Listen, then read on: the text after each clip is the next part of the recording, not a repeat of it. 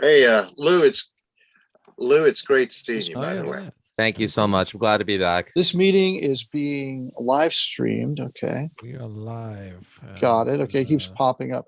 So here you go. See, I have a bunch of shit on the wall here. Oh wow. Oh wow. Yeah. Pretty cool. But see, my stuff my CDs are all around the other three walls, but over here I got tons of albums I've produced and played on. I see. Yeah. Fistful of Metal. Mm-hmm. Overkill. Yeah, I could be mistaken. That's not a 3 Anthrax. There's a bunch I see TT Quick. Mm-hmm. That's not Wild Horses above TT Quick, is that? No. Okay. No, it's above TT Quick. And you produced Blue Cheers, The Beast Is Back. I did. Yeah. Yeah. I did. I'll ask you about that later, but all right.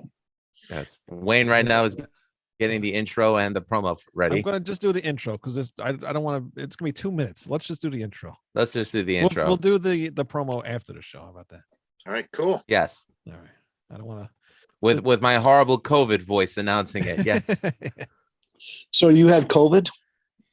Had it.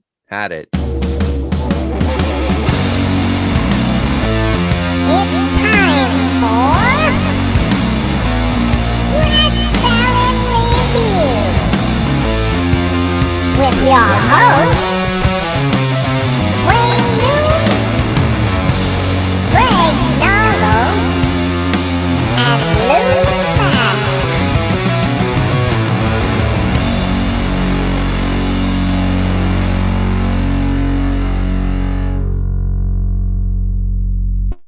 Yo, welcome to Rat Salad Review. What's up, guys? Hey. I don't know who needs a bigger facial reconstruction surgery, me or my puppet. I can't tell at this juncture. Probably you. But today we are joined by Carl Canedy. I am pronouncing that last name right, Carl? Perfect. Right.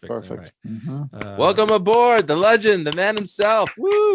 Yes, drummer, producer of, as you can see behind him, some of my favorite albums, like Anthrax and Overkill, and some other stuff I can't see because I got the small screen here. But very good producer for a lot of great albums, and a very great drummer as well. And you have a new band out called the 450s. We'll get to that at some point. And like I mentioned, you're also of the Rods as well. And actually, that you guys just kind of reformed not too long ago, right? It's actually been 12-15 years ago, something. It's been that long. Okay. It's been a long time. Yeah. A short while, Wayne. Short while. Seems like yesterday. Right. What was the reason for you guys to get back together? We'd never really officially broken up. We had I was producing, David bought a restaurant, which has been the longest running endorsement of my life. We always go there and eat. That's the big joke with the Rods. Let's hurry up and finish writing these songs so we can go eat, because the Hollywood's such great food. It's an Italian-American restaurant. Right. And but Gary was playing with Savoy Brown, and he was on the road. I was working with bands producing. David had the restaurant he bought, so he was busy with that. And nothing was really happening for the Rods. We didn't have a manager. In fact, at the time, things that gigs were few and far between. And we had a manager that we wound up losing, but his comment to us, no one gives, and I won't use the F word because I don't know that's that's okay. You can say you're allowed. You use the F word. His thing was, what his quote to us was, nobody gives a fuck about the Rods. Wow. So this was at the dawning of the internet. And then of course, once things happened with the internet, we realized that we had fans around the world. We're hardcore devoted fans. So, but at that point, nothing was happening. And so we just sort of stayed friends, but we didn't do anything. So it wasn't any kind of problem within the band, discord or whatnot.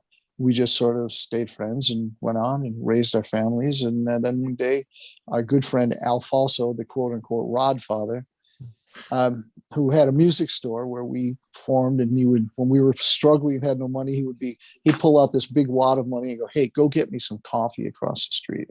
And he would pay for all of our coffee. And so he was just a sweet guy. We loved him to death forever.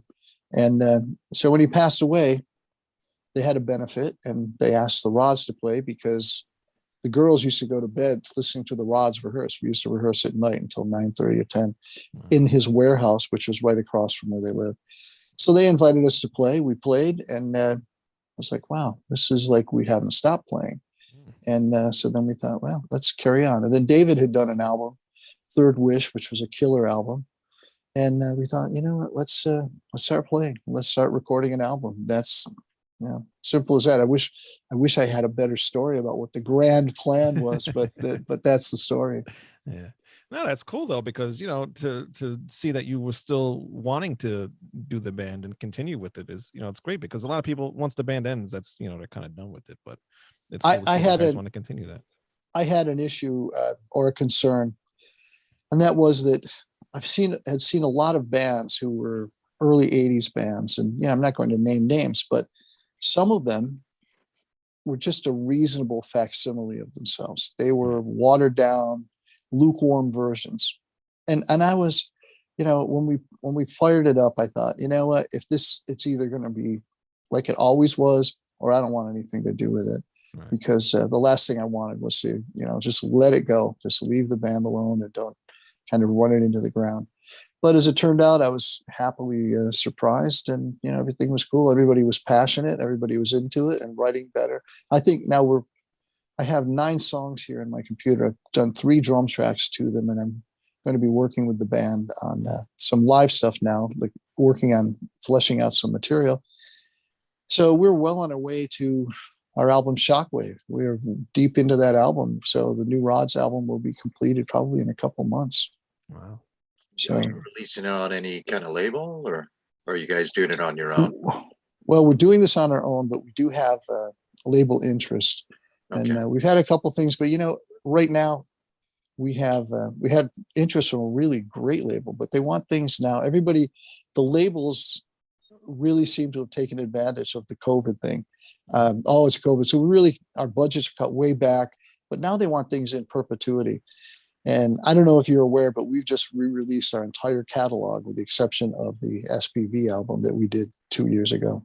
On Brotherhood of Metal. But we've re-released our entire catalog, all remastered and incredible.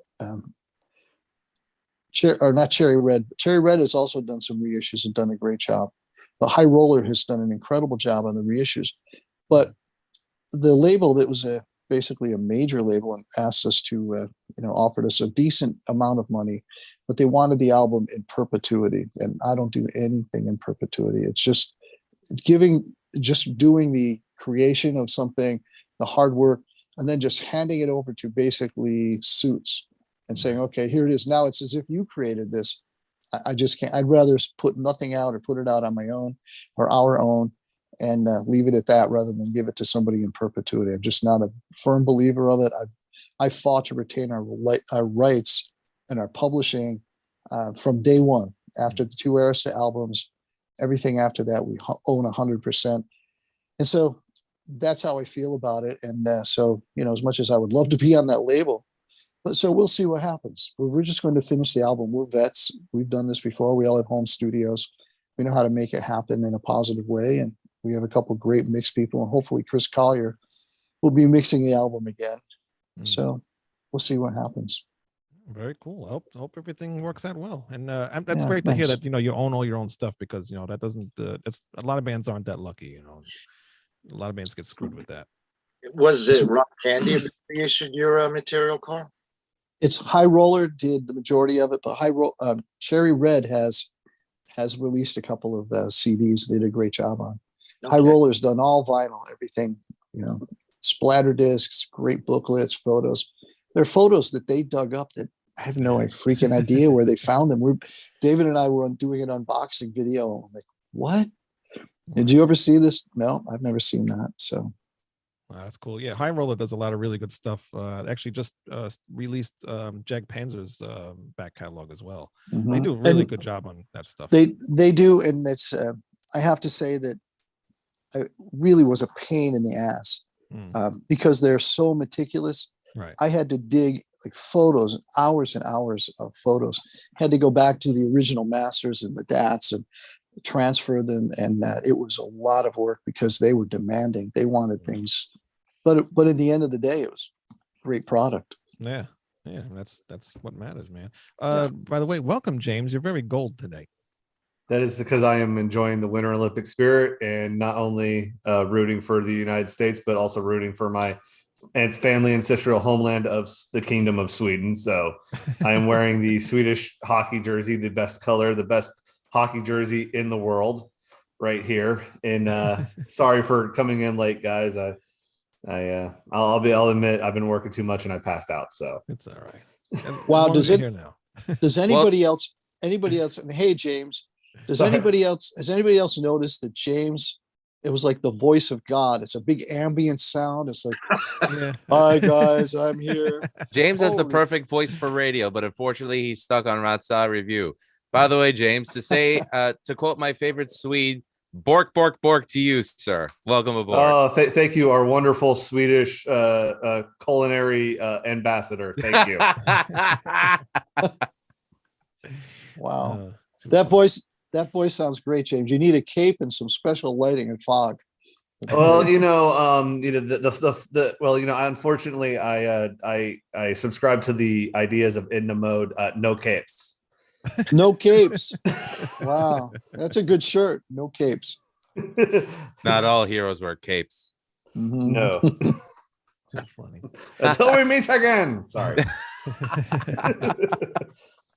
By the Now- way, you have to excuse me. It's not lipstick. It's chapstick. Chapstick. It is winter time, it Mhm. is dry, and the lip moisturization is very important this time of year. Wow, I'm gonna move over that one. But okay, yeah. I come unfortunately, my part of the show here, I have to completely derail the conversation. So Yeah. I'm glad to have done my part. Okay, your minute's up. He's up, Wayne, guys. take the Done. conversation He's done. back. Oh, 15 minutes. Got it. Cool. Thanks. Now you're also a producer, which I mentioned before. Did you go to school, or how did you learn to become a producer? Well, I mean, I probably give you a big wise ass answer on that, but the reality is, I'd always been into it. In fact, when I was 16, I had a girlfriend who was in college, and I convinced her and her best friend to take out 2 tape recorders from the library, and they were mono tape recorders, and I would play because I started playing guitar around the same time I started playing drums. Is that all And you so- convinced him to do? No, just kidding. Go ahead. Sorry.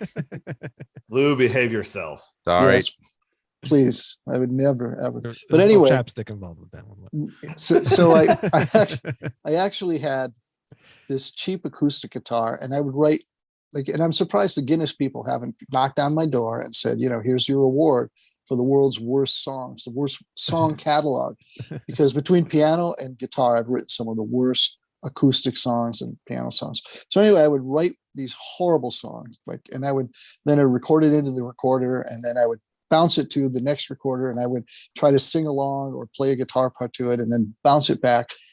And I would do that a number of times until the hiss was so bad you couldn't hear how bad my song was. And then I would go, well, that's done now, so that's perfect. And from that, I just advanced to always really being interested in the recording aspect of it. How do you get it to sound this way? Where do you place the microphone? And I would just ask everybody and annoy everybody and watch and learn everything I possibly could. And it also had a propensity to want to jump in on arrangements. I always, I've always been, I'd love to say I was good at it, but I would say I have a lot of ideas for arranging. And so I've always had a hand in arranging. And so for me, it was kind of a no-brainer. It was just a progression of everything. And then when we went to the studio to record the first Rods album, not only did we not know what a producer was, we didn't have any money. We were living on $5 a day, and our bass player, Steve, smoked. So out of that $5 a day, he had to buy cigarettes. So it was tight. So of course we couldn't afford a producer. So David would be doing vocals or guitar parts. I would be going, hey, try this. And, vice versa. Like we both worked, and it was basically the two of us most of the time. So that's kind of how I started getting my studio chops together. And Chris Bubach, who was a good friend, and I've been a friend of the family. So good friends with all of the family, and Chris was the engineer, and so he did the first Metallica album and tons of other material after. But Chris would show me things, and he was always sharing ideas. So that's how we got into it. Cool. That's something I always wanted to do too. I was actually going to go to a school for it, and then they wanted you to like actually know how to play music and like read notes and all this stuff. And I play drums, and I play a little bit of guitar, but I don't know how to read, music or anything. So I was like, well, just forget it. But that makes it a really tough learning curve, depending on where you're going to go. I mean, you could do a full sail, but anyway, I'm sure you'll learn a lot on your own. If you're doing this, you obviously know. Yeah, I know a little bit now. And then I also like I record my own music at home too. So, my friend hooked me up with the interface. So now I know how to do all that stuff, and we use Reaper. So, it's coming a little bit, but it's fun. It's fun learning how to do that stuff. So, yeah, Wayne and I are our own worst critics when it comes to recording, because we'll, hear a flub and we'll be like, I'll do it again. Like we'll make sure whatever we send to be mastered is the cut that we're happy with. So that's the nice thing about recording at home. I was just talking to our bass player, and the title track's Shockwave. I did a drum track and I sent it off, and I said, I'm a big believer in when I send my stuff out now, I do waves, from zeroed waves. And I just tell everybody when I play for other people, I just tell them, here it is, zeroed waves. I've done some EQ. If you don't like it, I don't want anything beat detected. I don't want anything changed. If this doesn't work for you, send it back. I'll replay it. But I want it to have a human feel, and I'd rather replay it as much as a pain in the ass as that can be. I'd rather do that than have to listen to somebody like cut things up. And that's what happened in the beginning when we did the Vengeance album, the Rod's comeback album. Initially, it was just cut up so badly that I wound up having to re-record the entire album. Oh, wow. And I had hatred for many people. So it made it a very, very unpleasant situation. But now everything is smooth, and we know how to kind of get it done. Yeah. All right, cool. Man, you got anything? Yeah, I was going to ask, were the first Rod's albums, they were released independently, correct, Carl? The first Rod's album was on my label, which was called Primal Records. And I went through hell to set that up, the American Federation of Musicians and, the whole 9 yards. And for 1,000 albums. It was like so stupid, but that's what it was. And so we produced the first album on our own. Right. And that's what got us a deal. And after that, Arista picked up the first 2 albums. And so next 2 albums, the Rods, self-titled, and then Wild Dogs were on Arista, both here in the UK. And we'd actually signed to Areola America, which then was absorbed by Arista. And so we were one of the bands they picked up, Crocus, us. And of course, then we were on a label with Aretha Franklin and what's the other band now? I can't think of the name. Ourselves had Whitney Houston, and yes, one of their casualties was the Irish band Mama's Boys, because here there was a hard rock band from Ireland on a pop label, and their sound got watered down so badly. It's like when I heard that hard rock bands were on a label like ours, I was happy for them, but they just didn't have good strategies for they didn't. The bands of the past. They didn't. Air Supply, right? That was the band, Air Supply. We try to forget about Air Supply. No. Can't forget about Air Supply, because I can never forget about Air Supply, because we were getting tour support. We were going to be going on the road with Judas Priest. And so it came down to Aretha Franklin got huge posters and things for Record Store in promotion, huge budget. And Air Supply got those glowing rocks that they had on stage, which I don't know if you've seen any of that for their concerts, because I know you guys, I can tell all of you have been to Air Supply concerts. Oh, of course. Of course, yeah. Those glowing rocks on stage, they cost the Rods a lot of tour support. But when I see them, I think to myself, wow, that's fabulous stuff right there. 2 glowing rocks for that band. But Mike Bone, all kidding aside, Mike Bone was our A&R guy who went on to Elektra, and Mike Bone was a great A&R guy. He just happened to be at a label where Clive Davison, of course, there's this somewhat famous story or infamous story of we signed to Arista, we play CBGBs. Of course, I was thrilled to play CBGBs. Not that it was a pit, but I was thrilled because it's legendary for me. Just like when we played the Marquee, it was like so cool to be in the dressing room and see all my favorite bands from when I first started playing and scribbling on the wall all their crap. And so we play CBGBs, and Clive shows up with these white limos and a huge entourage, and there's a follow spot 10 feet away from David, and he's doing his guitar solo, and he jumps on the table, like, runs around, jumps on the table and kicks a beer. It goes in the direction of Clive. And of course, Clive gets up and see ya, he's gone. And so, yeah. But, we just weren't on the right label. Clive was never going to. We weren't Barry Manilow or Air Supply, Right. So Clive was never going to be, the Rod's biggest fan. Talk about missing the plot. Showing up to CB's in a white limo, that is begging for trouble.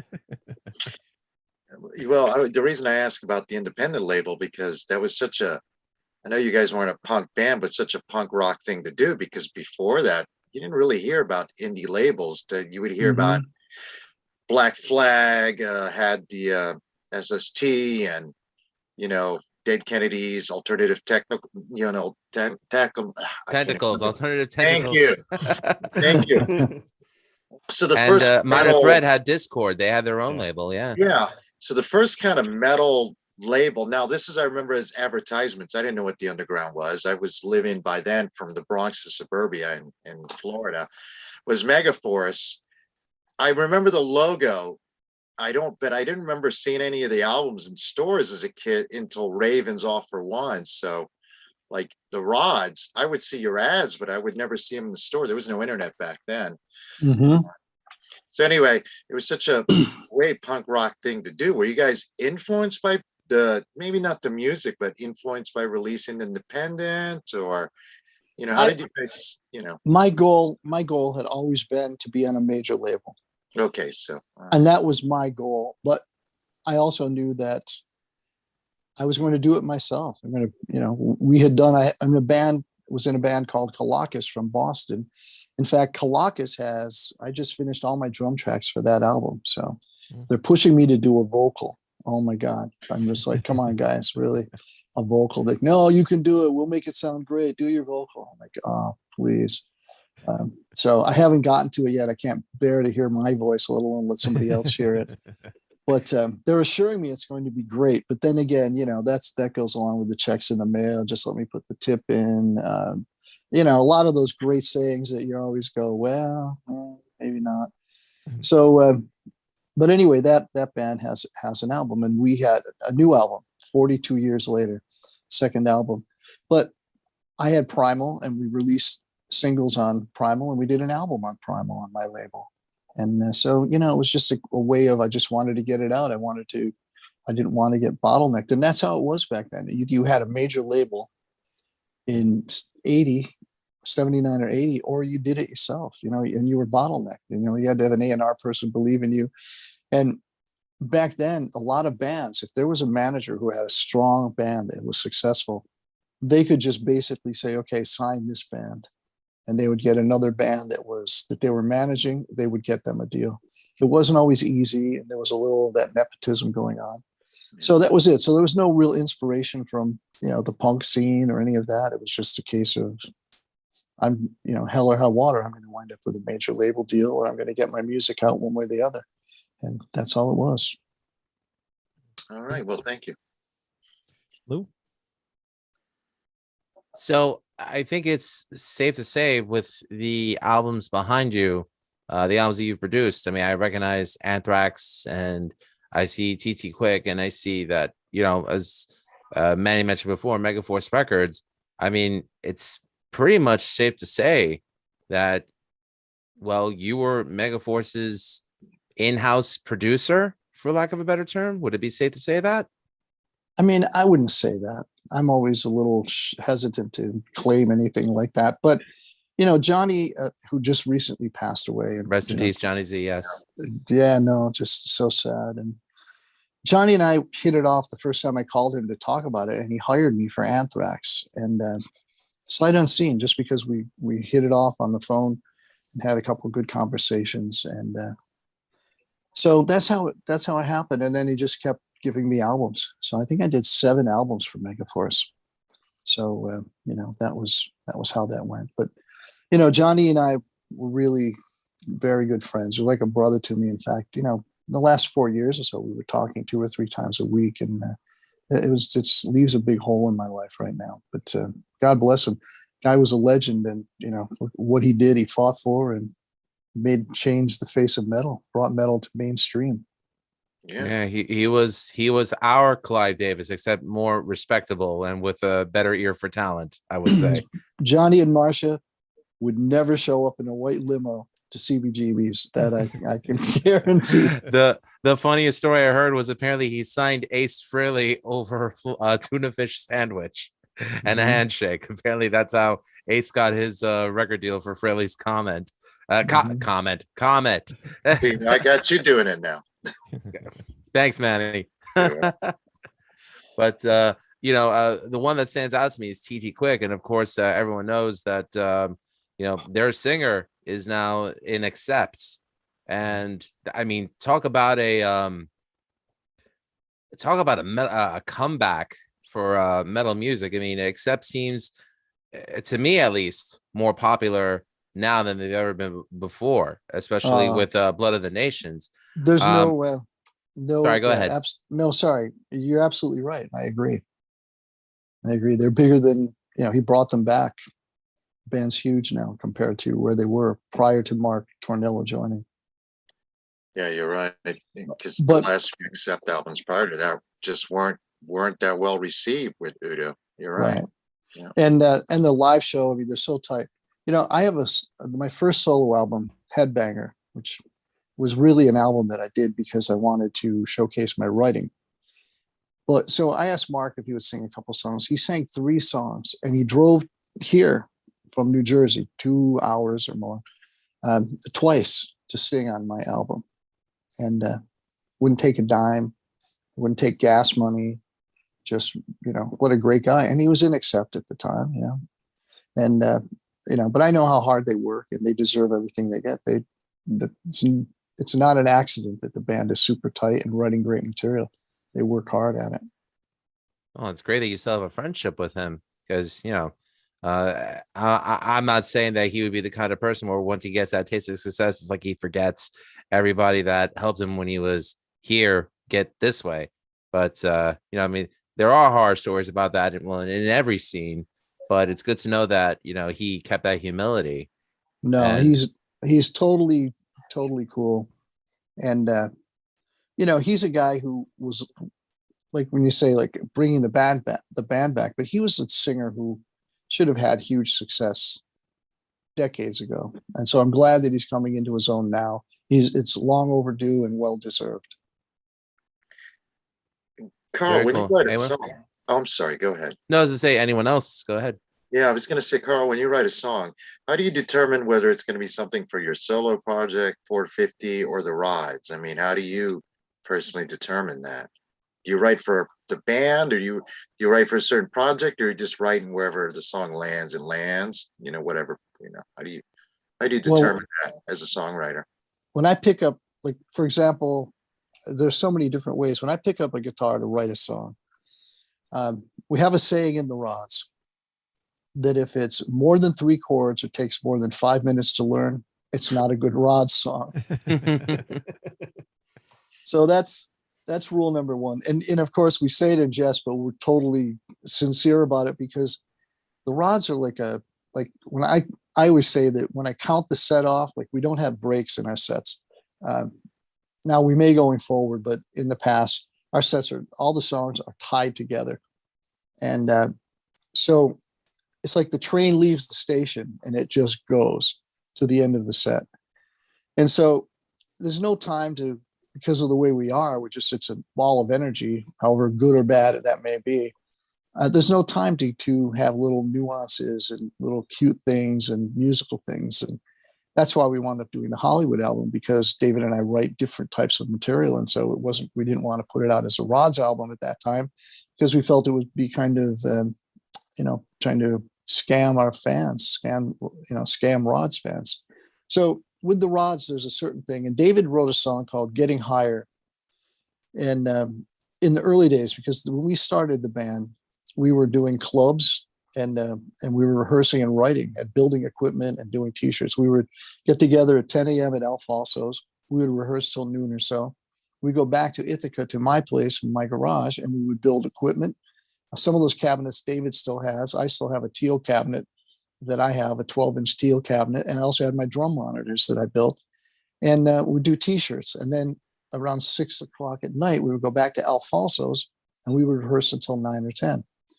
So we were writing material all during this time. But David wrote a song, Getting Higher. And that was, for me, the template for what Rod songs should be. And so that's kind of how it went for me. At that point, then I started saying, okay, this is kind of how I need to write my songs to bring to the Rods. And when I write other songs, though, I'll just pick up the guitar and I try to stay away from the piano, because I don't want the dog to howl anymore. I try to stay away from the piano, but I write, when I pick up the guitar to write, I don't have any limitations any longer. I'm not thinking we need an opening to the set. I don't think we need to have a slower song, or we need to have a grinder, or we need to have a really up tempo, or we need it to be 3 minutes, or we need it to be 6 minutes, or, with a lot of interludes and different parts. I just write whatever comes, and good, bad, or indifferent, and then assess it when it's over. So there's a lot of freedom now to songwriting. And whereas in the old days, I would try to steer it, or not necessarily force it, but steer a song a certain direction. So what would you say is the most rewarding element for you as a musician? Would it be the writing, the recording, or the performing? For me, it's like Shmulik Avigal said to me one time, because I was really into the producing thing, but I also loved playing drums. And he said to me, for you, playing drums is breathing. And I thought, come on, man, that's whatever. I don't know what that means. But I've learned over the years that when I'm playing drums, I'm in my element.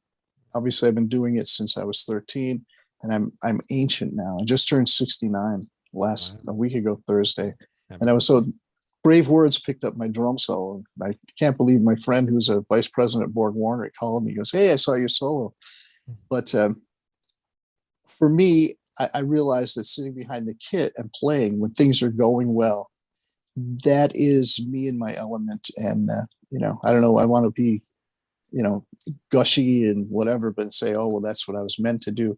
But it certainly seems that since the time I was 5, it's all I've wanted to do. And obviously I still have the passion for it at 69. And so I would say that's fulfilling. But the other is creating music that lasts, that will be here when I'm gone. And, that my daughter and, hopefully her children, whatever, not that I expect them to put on any Rod's music, but nonetheless, the music would be there if they should choose to. What the hell was he up to? Well, you don't look 69, you look younger. So whatever you're doing, keep it up. Good stuff. Well, thanks. It's the moisturizing and the chapstick. Where's James? We'll get to James in a minute. I know. You got anything to say, James? Actually, no, I had a question about producing, because something that ever since getting into podcasting, I really enjoy doing. Unfortunately, I never got a chance to do anything with analog, but since you were in the kind of the transition period, what are the benefits and what are the negatives outside of just like, the normal sound and everything? What do you think the benefits and negatives are of using digital recordings then? Because I know it sounded like you said like you don't like doing all the chopping like a lot of people like to do. You like to do it all in one take. Is that more from your analog time, or is that more from? No, not at all. I'm all about technology. I actually had, when I came here to Pennsylvania, I bought a dress factory, an old dress factory, and I made a 24-track studio. I bought a Trident series 80, and I came from England, and supposedly Fleetwood Mac had done some things on it, and some other bands, Queen or something. None of that rubbed off in my studio, but nonetheless, that was the pedigree. And so I had that, I had the 2-inch machine and all analog and tons of equipment and a really nice sounding room, even though it was a funky room, but it was a great sounding room. And, I loved analog, but the minute digital came on the scene, I embraced it totally, because I'd always been into gadgets and always a gear guy, and wanted to learn everything about every piece of gear, which is, just for anybody listening to this who's young and starting out, you can't learn everything there is to know about every piece of gear and be sane and function in a daily routine in a studio or in your home studio or in life. You just have to learn what you can get out of that piece of gear and move on and grab other pieces until you put together what you need. But so I had that, and I had a lot of experience with analog, and I learned a lot about engineering, because by the time I sold, I had an offer on my building after about 6 years, and I didn't think I'd ever sell the building. I figured I'll have this forever. But the funeral director lived next door, which was one of the great things about having a funeral home next door, is nobody complained. So we, when he asked us, to buy the building, so I decided I would sell, because otherwise I was going to make a major investment into digital. And at that time I was like, my daughter's 6. I want to be around for her. And and plus all my clients were from out of state. I didn't do local. I wasn't open for local business. But by the time I closed my studio, I wouldn't even mic something until it sounded good in the room. And then I learned over the time to use cut EQ. I stopped boosting everything. It used to be boost everything. I went to a studio when we did You Better Run, and I think was You Better Run and maybe Crank It Up. And they had a Clark's Technic or a brand name, and it was a cut only EQ. And I said, wow, cut only EQ, what kind of sucky gear is this? It only cuts EQ. Like, man, I want to boost the low end. I want to crank that. And so by the time, years and years going by of engineering and producing, I finally learned that you cut frequencies. You don't just boost frequencies. And but at that point, like now, once I started getting into the digital thing, it's not that I don't want to, I'm afraid to cut things up. I'm not opposed to punching in, and I do that sometimes. What I find is by the time I've learned the song, I can just play through it. Right. And I just got a song back from an engineer, and I, said, look, please don't cut it up. He goes, man, there was no place to move. You were spot on with the click track. But that was something that took me a long time to learn, how to play with the click track. I learned how to be in front of it, behind it, and on it, and keep it all in the same, and make it groove and flow and breathe. So, no, it's not that I'm all about doing scenes. I'm about, doing a chorus and doing 3 choruses and whatever. I just don't, because when I'm playing drums, it's just easier for me. Now, when it comes to guitar playing, I'm more than happy to hack some little verse and then hack a chorus and then, hack a bridge and then copy and paste wherever I have to, because they're just my demos. So. Right. When did you start learning to use the click track? I started after the Rods did 2 albums, and okay, early. we hadn't done. I think we brought in Ashley Howe, came from England to Rochester, New York, and Ashley Howe was going to help us get a deal. And he brought a song called "Stay on Top," which Uriah Heep did a version of, and he brought that song, and he put a click track on, and a song that David and I wrote called "Cold Sweat and Blood." And there are a couple of other songs, "Love Is Pain," and maybe one other track he did. So he did "Stay on Top" first, or maybe it was "Cold Sweat and Blood." "Cold Sweat and Blood" is boom, ba, boom, ba, boom, ba, boom, ba. I could teach my grandmother to play that in 5 minutes. Right. Puts the click track on. ba, tick, tick, ba, and I'm trying to match it up to like, oh my God, tick, tick, tick. Is that hitting the click? Tick, tick, tick. Oh, there's a fucking click. Tick, tick, tick, ba, tick. Shit. And then I was at Music America. So I'm in this huge room upstairs. And then there's a camera right here, right in my face. And I only hear the voices, right? So tick, tick, tock. Oh, please, God, let me be on the click track. Boom, ba, tick, pop, tick, pop, tick, pop. And the machine would stop. And when you hit analog, as you know, boom, you hear this little slur down, slow down. So now I'm playing it and the camera's in my face.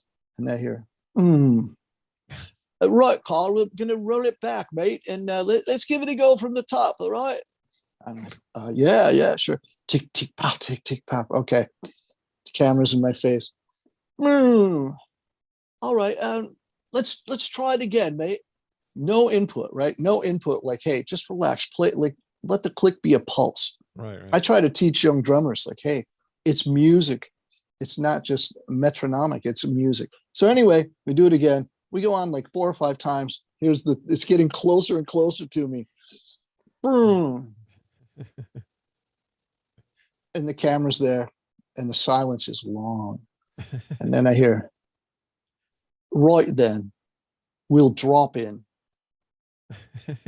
So then he plays it, and I play along with it. Just humiliating. Yeah. And I play, and he just stop. Okay, we roll it back a little. Okay, right, we're going to drop in. We go on. He's punching me in the drum tracks, which is like, back then it was a no. You didn't have clicks and pops. It's messed up. Yeah. So I get through the track, and that's how the whole session went for 4 songs. Wow. Humiliating, just humiliated. Now here, I had just come back from England playing on the Iron Maiden tour, like killing it. And suddenly I can't play tick, tick, pop, tick, tick, tick, pop, tick, tick, tick, pop in time. And I was like, okay, dude, you suck. And so at that point I went out and I immediately bought a drum machine, a little Boss drum machine. And I can play to a click now. Yeah, wow. They can put that camera in front of me anytime they want. That was like the story I heard with Nirvana. Dave Grohl hated having the click track, and they immediately, when they were doing the Nevermind, they made him listen to a click track because he was dragging the beat, and he didn't even realize it. He was dragging until he got the click track going. And it's funny, sometimes people don't realize what they're doing, and they might be rushing it or dragging it and they don't realize it because they're just doing it how they feel like it. Exactly right. Voice of God. It's you really are feeling it a certain way. You're playing it, and so you're obviously not being objective and listening until playback, which of course is too late to do any correcting. And so it's really true. And now, after learning how to do the click track, work with the click track, I don't want to play without the click track. It's just total freedom for me. So, and I've learned, and I use 16th notes. Like if I were doing a slow song, sometimes somebody will send me something and they'll send me a click on a slow song. Click, click, click, click. I'm like, what am I going to do with that? I need 8th notes at least. And, or the same with a fast song. So, but anyway, you learn and it makes a big difference. It's just a great guide. And of course, once you find the tempo, and I don't use a click track to find the tempo, I find the tempo and then find the click track that matches that tempo. But, then once you're in the groove by playing it without a click track, strapping the click track on is going to do no harm at that point. I agree with that statement because, I've the only times I've ever recorded were with a click track. And I think the biggest misconception that some musicians have is that a click track takes the soul out of the performance out. Right. And I highly disagree with that. I think if you want to consider yourself a musician, whether professional or amateur, and a good one, a good sense of time is very important. James and I have this ongoing banter back and forth about Ginger Baker. He loves Ginger Baker. I'm indifferent to him as a human being, but as a musician, I will give him his credit. He was one of the best jazz drummers in rock. But I agree with him on one statement that If a musician doesn't have time, then they're not worthy of the name musician. And, I think that even with a click track, the soul of the musician could still be captured within the context of a recording. I totally agree. And I also agree with the fact that Ginger Baker, he was a huge influence, and I idolized him when I was 15, and it was so great. Ginger Baker and Cream are like, oh my God, they're incredible. And but Ginger Baker, despicable human being. I felt like I had to shower after I read his book. That's how bad it was. It was just, what a pig, what a piece of shit human being he was. He was terrible. And yeah, just despicable guy. I mean, he really was a terrible person. Let's not trigger James. I mean, you guys are not telling me anything I don't know. I'm just thinking pure musicianship. I'm talking no, as a about musician, the guy was brilliant. Phenomenal. No, but listen, but the voice of God is absolutely right. Ginger Baker and is a phenomenal drummer. And it's something that for a while, as I got into Cobham and different jazz drummers who played powerfully and at up tempos, I kind of dissed Ginger Baker as sloppy. I thought, the guy's sloppy. But now, in recent years, I've come back to realize that he was the groove master. Like, he was, whatever fluctuations he had, he was musical, and he was just a phenomenal drummer. And he had his own thing, and he did it incredibly well. So I agree with the voice of God. He's a great drummer. And that's your new nickname, James. We're creating new t-shirts for you. I'm okay with this. When I was practicing as a high school musician and everything, our drum director, who was University of Tennessee trained, he would break out. He called it Dr. Beat, and if we were off, didn't matter if we were doing classical, marching, parade, didn't matter. Dr. Beat's coming out if you're messing up too much. Excuse me, if you're fucking up too much. We're gonna get Dr. Beat coming out. And it wasn't to humiliate us. It was to, some of us are messing up here. We need to fix this right now before we even get into how we're going to make this better. So now, was Dr. Beat a huge wall of speakers with a spotlight on it? No, it was just a speaker, and it was really loud and a flashing light. Oh, great. That's great. The flashing light. You got to have that. It was great especially in the middle of a pasture in Jefferson County, Tennessee. It was great. I agree with that, though. When I work with drummers, they'll say, "Oh, well, we this or we that," and I'm like, you know what? You can't bend time. If the song is a linear song, you can't bend the time. You can't just decide to arbitrarily slow down in this measure and speed up in that measure. Not how it works. There's a pulse to it. Maintain that pulse, and think of it as a heartbeat of the song.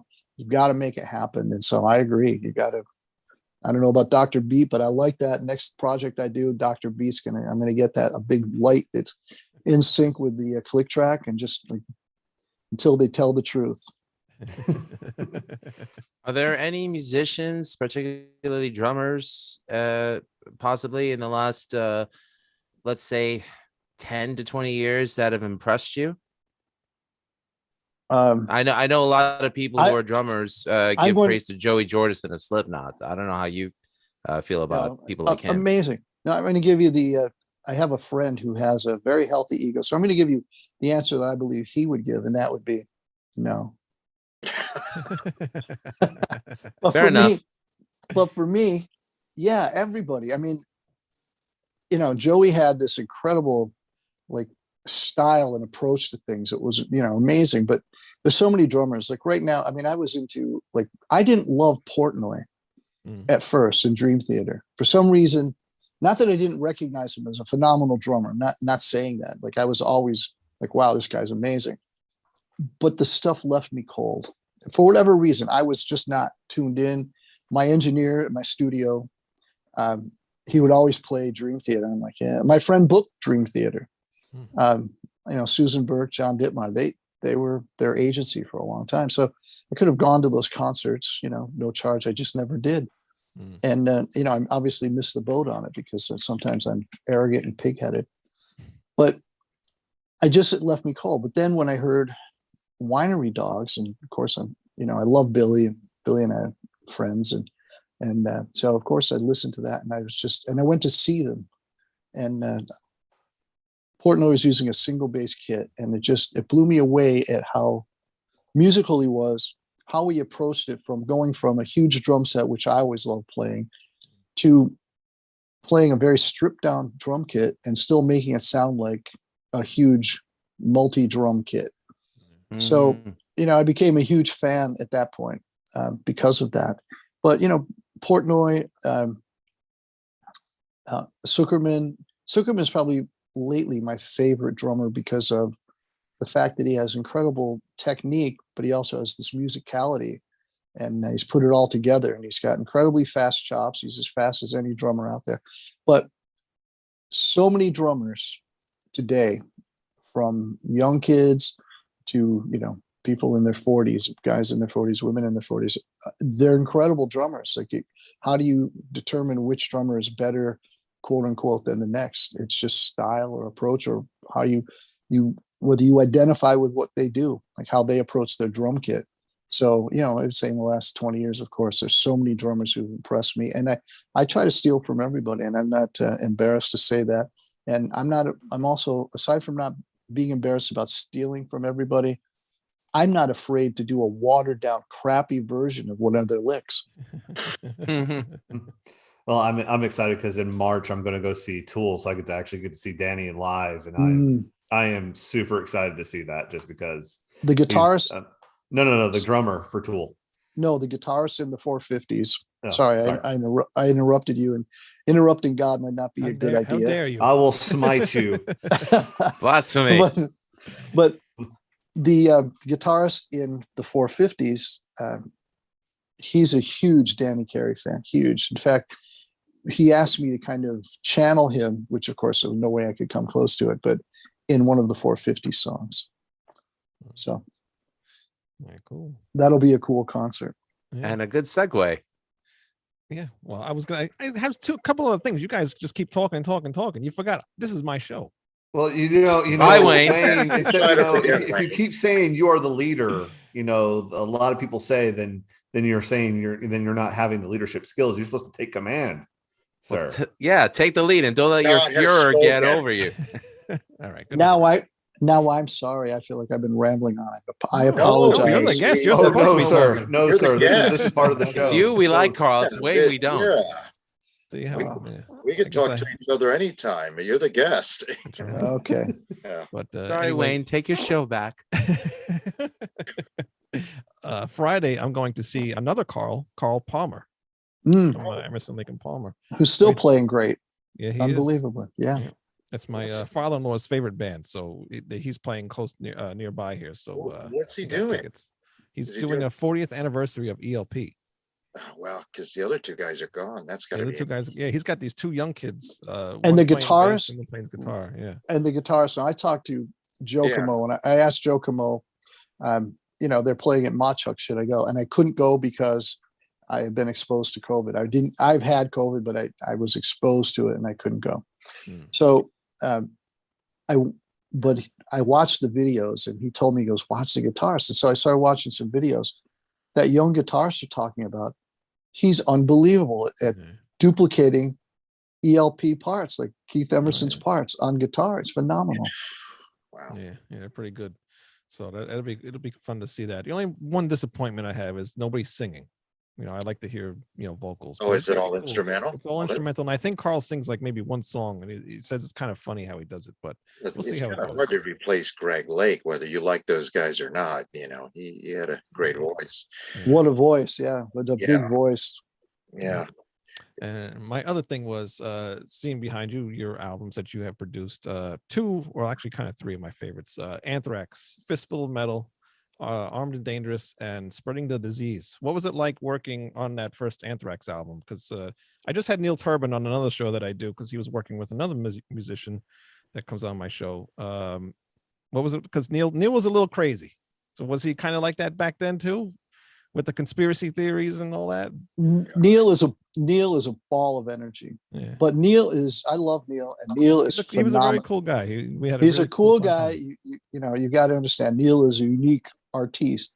Yeah. But he's his own guy, and he doesn't give a damn what anybody thinks. Yeah. But he's a phenomenal singer, and he's still a phenomenal singer. But back then, he was really on 10. And but it was great to work with him because when those guys came in, and they were just like they just reminded me of myself. I was so driven to get an album deal and so driven to do music, and they were. That's how I recognized that in them.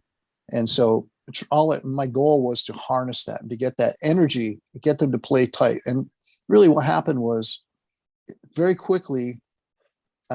It was very clear that Scott was the tight guitarist. And so Scott was the guy who was doing the rhythms, because Danny wasn't quite as, not that Danny wasn't tight, but he was not that precise that Scott was. And the more Scott and I worked together, the tighter he got. And then with Danny, we would actually, it would be the point where he would be on one side of the speakers and I would be on the other. And it got to the point where we do a solo and just go, okay, do it again. Just look at my face, and we didn't have to communicate.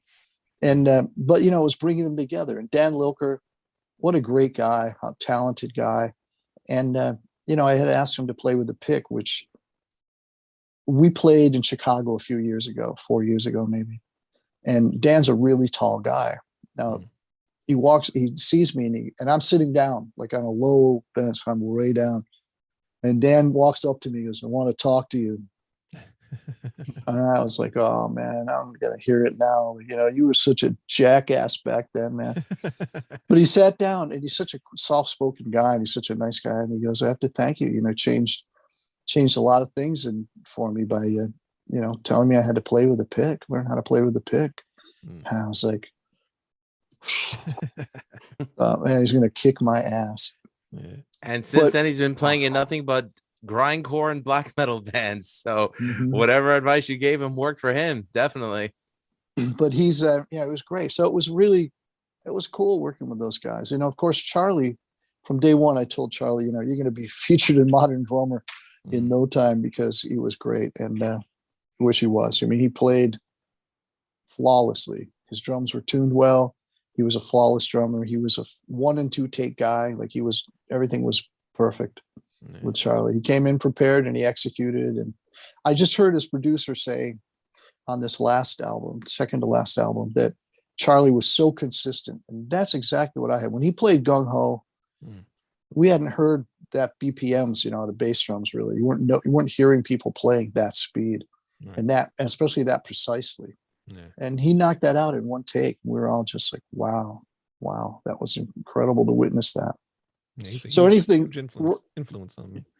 Yeah, but working with those guys, they were young, they were punkies. It was a lot of fun, But can I say? There's still some people that say that those Anthrax albums you produced were the best material that they ever released. So you should take pride in that, definitely. Well, thank you. I think we worked well together. We did pre-production on those projects, and what was funny is because the band they were young, and so it was like everybody's ideas. Like I remember Danny was like, we're listening back, and they go, "That was your idea, Carl." And I was like, I don't care whose idea it was, as long as the song was good. But they were super talented. I would love to take credit for a lot of it, and I think I had a great influence on bringing their energy and helping with some arrangements and definitely executing. But Anthrax, if you look at Anthrax, Overkill, Raven, one of this last album is one of Raven's best since the beginning for me. And if you look at Anthrax and Overkill as examples of two bands who basically have aged zero, they really are playing at the same quality they were playing at 35 years ago. Yeah. For is there a album that you had produced that was your favorite that you worked on? I want to give you that songwriter thing. They're all like my children, and I can't. Don't cut that. We all have our favorites. Cue the violins. We all have our favorites. I can't choose one over the other. There's got to be one where the band. Yeah, you can. There's one successful kid there. There's one successful kid. Come on. All right, voice of God. Probably the album, probably Spreading the Disease, I would say. Okay. It came together the way I was hoping it would come together, and it stood the test of time. And you have to remember when I played that first album, and I was telling my friends, this band is phenomenal. that I'm working with, and I play them some stuff, and they're like, "Oh my God, that's horrible shit. How can you stand that?"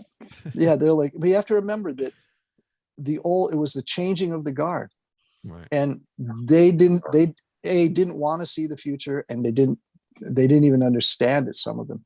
But my one friend, he was like, "This is horrible. It's insect music." I don't know what insect music is, but whatever that is, It bugs him. yeah, it bugs them. There we go. But wait. Try the fish. Yeah. There we go. Okay, so I'll be here all week. Sorry. So he said, "How big do you think they'll be?" I go, gold and platinum act. And he's like, no way. And so we bet on it. And of course he lost, but people didn't understand, musicians didn't understand it. I think they were afraid of it as well in the early days, because nobody had heard anything like it. And when you start upping the BPMs and it wasn't as musical, it was more intense, in your face. It was like some of it had punk elements. And so I think a lot of the traditional classic metal or, hard rock musicians, if you will, they just weren't down with it. They were like, wait, this is rocking the boat here. Yeah. No, they did a great job. It's one of my top favorite albums of all time. So good choice. Well, thanks. Yeah. Now I had to give it, God, I had to give it up for God. Or the voice You're of welcome, God. my child. There we go. Not for God, but for the voice of God. There we go. Please, Carl, we don't want his ego more boosted than it already is. I mean, just take a look at the voice of God. He's sitting, it's the cameras, he's in a big room, and he's looking down, the camera's looking down at him. It's like majestic. It is. It is very. It is. There you go. See that? Yeah. That shiny gold shirt with those crowns on it. New rule. From now on, guests don't get to compliment James. Love you, James. Hey, it's okay. It happens, all right? Because I'm here. It's my presence, all right? I'm gonna get a compliment. That's At least fine. from someone.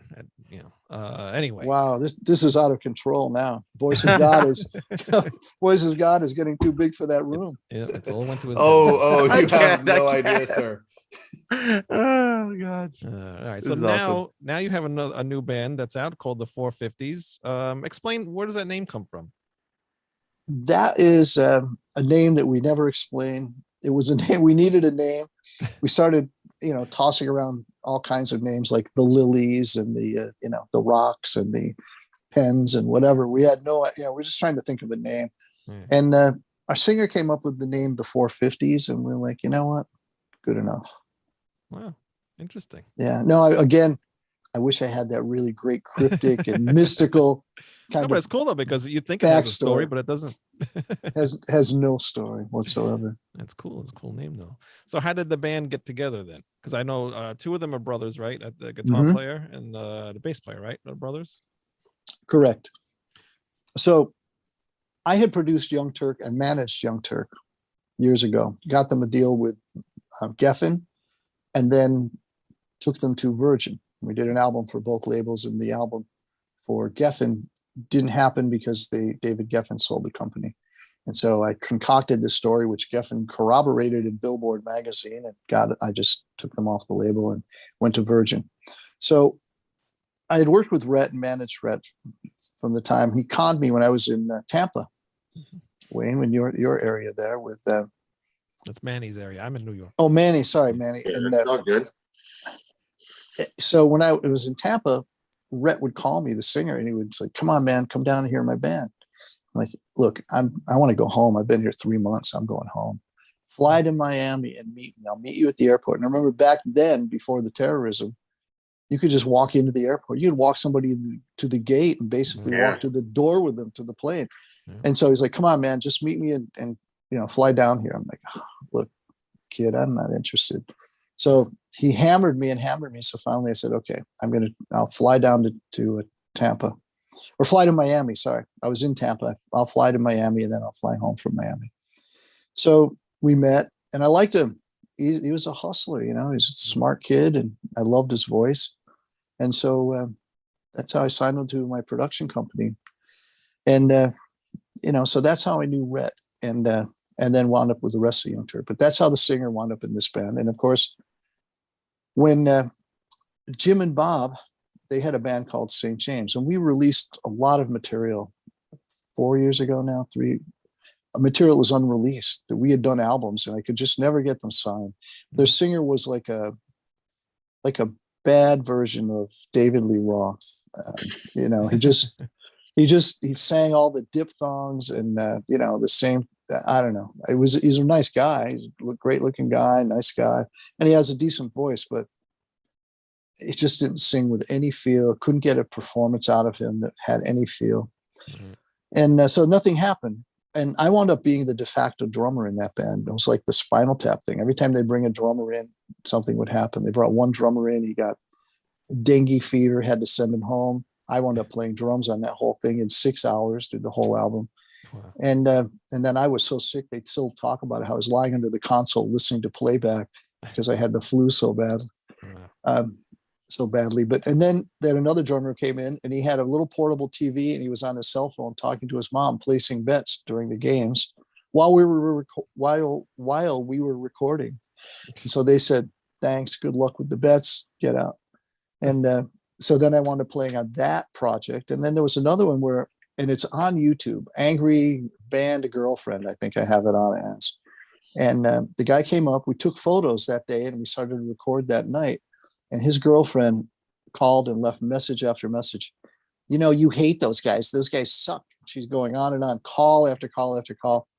He was gone by the time the session started. And so I wound up playing drums on that as well. So, and in that situation, those guys would overlap with Young Turk at my studio, and they all became friends. And everybody would go to different gigs together, and they just stayed friends all these years. So Bob and Jim had an idea to put a band together, and they invited me and they invited Rhett. And that's how the 450 started. It was just out of friendship and wanting to play together.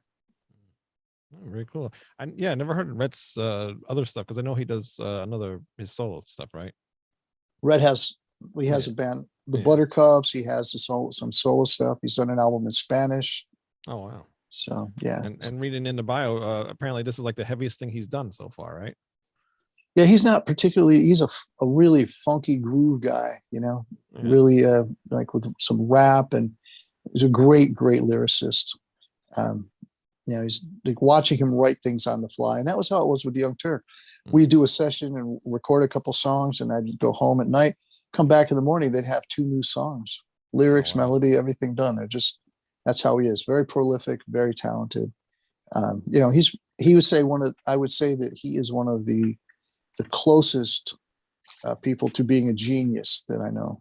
Wow, cool. So, yeah, I like his voice. At first it started, I'm like, oh, this interesting, vocals. But then as the album went on, I really got used to it, and it really goes with the music. It fits, and there's a lot of really cool songs. Agreed. The first song I liked a lot. What was that, Lou? Agreed. I agree with you. What other songs? Yeah, and I think it's I think Jimmy and I talk about this. There's the we call it the Rhett 5, and drummer and Young Turk and I laugh about it still, because Rhett has a thing where he's really an artiste, like in the true sense, and he wants, and he'll, I have to go this way, and you can show him that it's going to come out on one, whether he sings up or down, or he's going to land on one, but he doesn't get that. Like he's, and we're like, no. And Jim and Bob and I are all like, okay, we can still have that feel, but we all have to know where one is. We can't just arbitrarily each choose one. Okay, there's your one, there's your one, there's your one. And okay, we're all going to land on one at the same time, or our own same time. And it's going to be a mess. And so you have to rein Rhett in and on that. And so, we butt heads every now and then, but ultimately it turns out really well. And he sings certain ways that I've tried to get him to change. He'll roll things. He has different vocal sounds. He'll shape his sounds of his voice. And sometimes I'm like, come on, Rhett, let's minimize that. But, at the end of the day, when you listen back to it, once you get past the initial, because when I did the demo, I took it to a friend of mine who was a manager, and I played it for her, and she goes, okay, so you're kidding, right? That's what she said to me. I had to listen to the whole my hard work on the demo, which got them signed to Geffen and got a lot of other labels out to see them. But she just it was like late at night, and I'm like, it was not what I wanted to hear. And then just leans forward and goes, "You're kidding, right?" I'm like, "No, I'm not." She goes, "That voice, seriously?" Yeah. So anyway, so with those things that are what I call characteristics of his voice, he's got that stylized thing. Yeah. But I love it, and so we go I with think it. sometimes it brings a lot of character to the music. Mhm. So I think it does. works. It works very And well.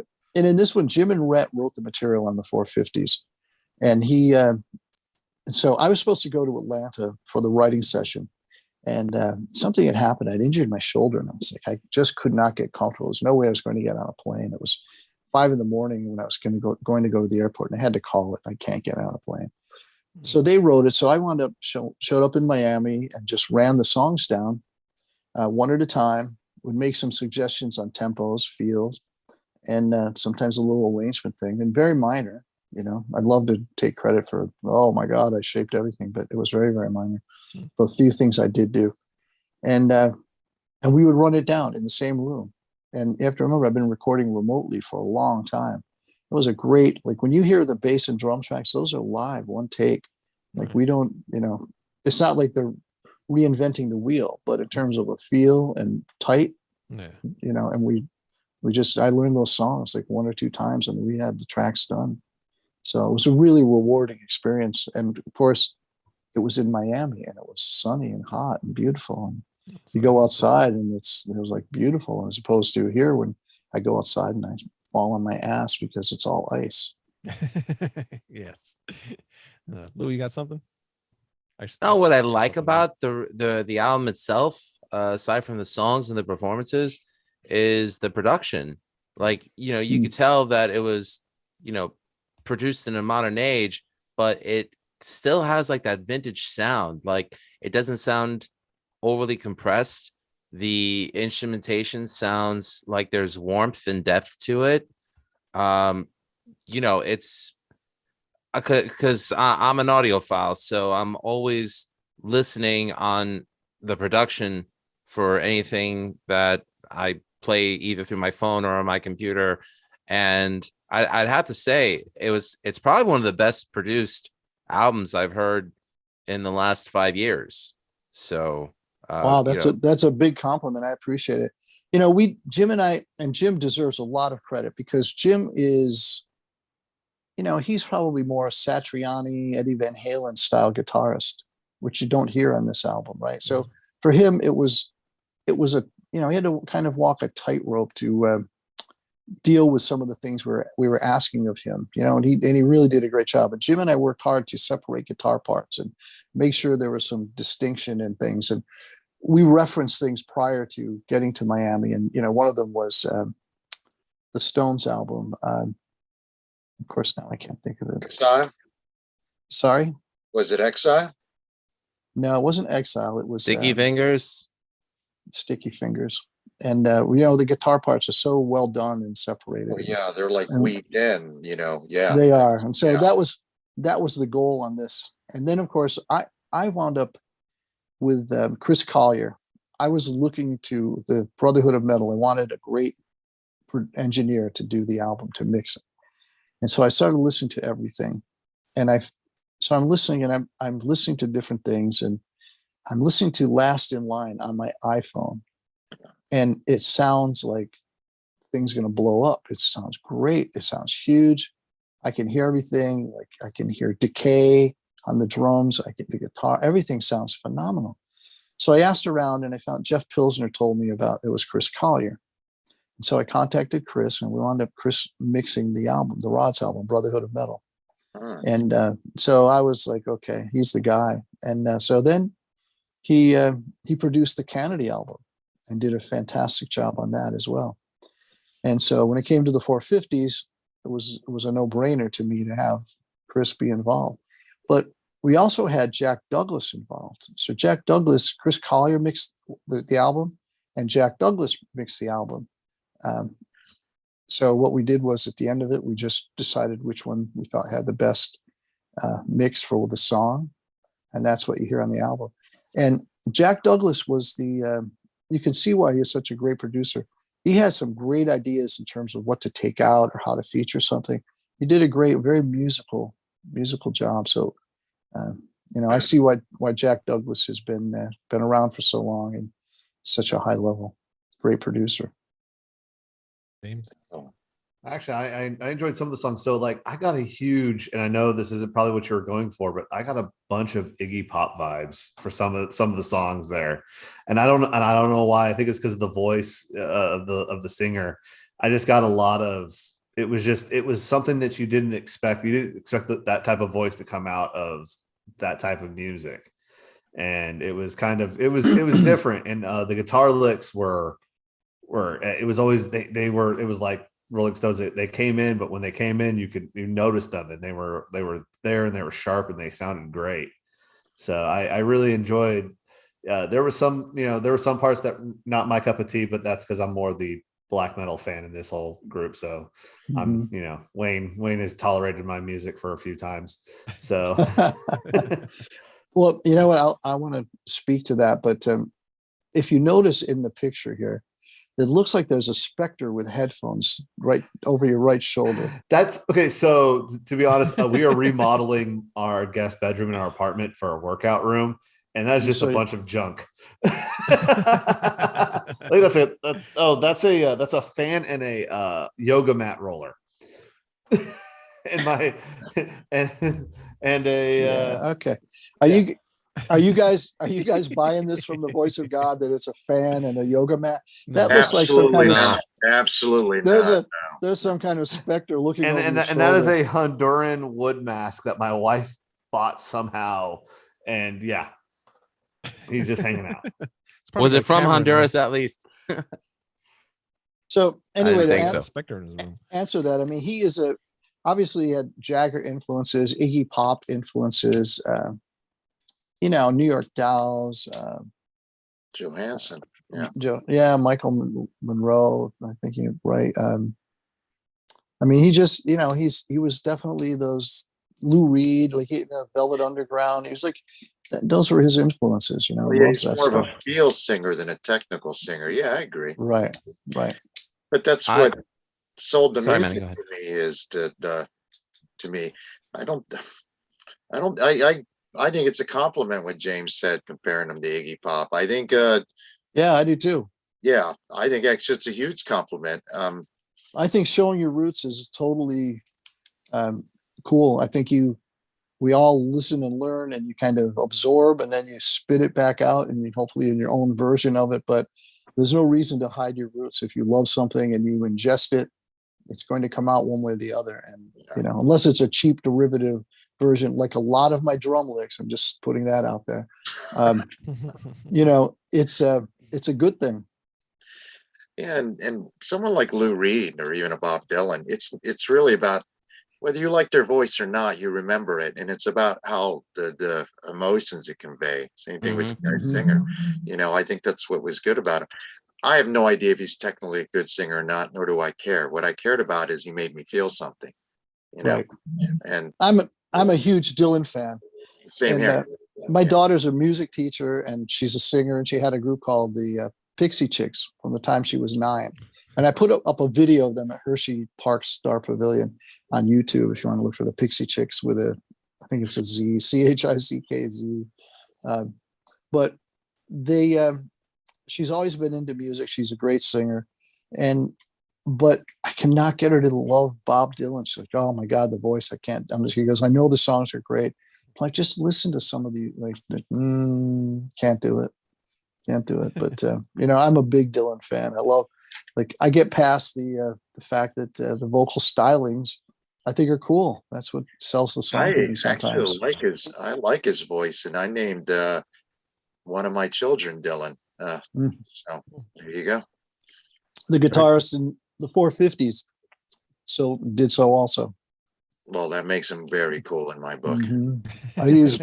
Jimmy is a very, very cool guy. He's a very, very bright guy and very accomplished. And playing guitar and writing songs is just one of the many talents he has.